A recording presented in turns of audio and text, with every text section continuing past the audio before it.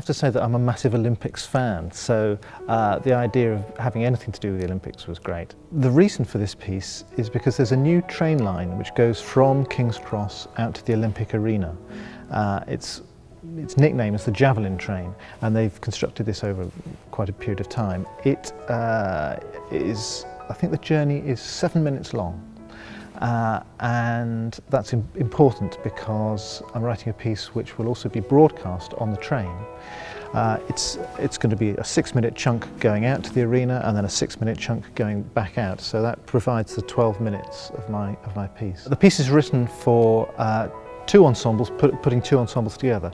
The first is my own ensemble of my own musicians, and we're working with the London Chamber Orchestra. I love working with these guys, and it's really lovely to be able to work with people that you know a bit about them, and they also know quite a lot about you. So if I write something, I know that they will understand what I mean by that. I'm looking forward to the whole thing, really. The first thing I'm looking forward to is I get my first trip on the Javelin train myself. I'm thinking of making the piece palindromic because of the way it's going to be presented, especially to those people on the train.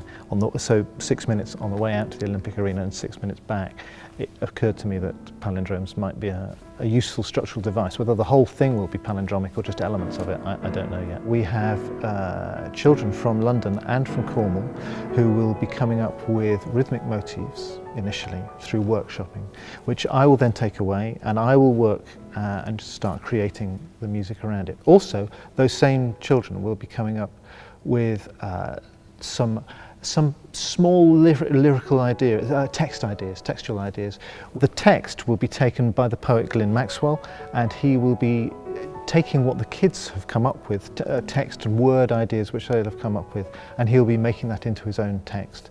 So it's quite a collaborative thing. Collaboration's always fascinating because you're trying to work out how other people tick as well, and so you're trying to analyse what somebody else means when they say something, because it might not be the way I'd immediately process the information. So when you're working with somebody, that's always one of the first things to get sorted out. Otherwise you could spend a lot of time thinking you're talking in the same language and then actually missing each other, because adjectives mean different things to different people. Once the workshops are done and we've collated the material from the kids, I will spend a lot of time at home writing on my own.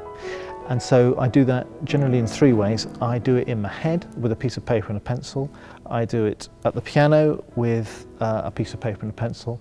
And I also use a computer and some sequencing. At the moment, I don't know how much of each of those particular methods I'll use. It's important for me to get my thoughts clear about what I want to do, generally without any sound involved, because otherwise you get carried away with making nice sounds, and that's not necessarily what it's all about.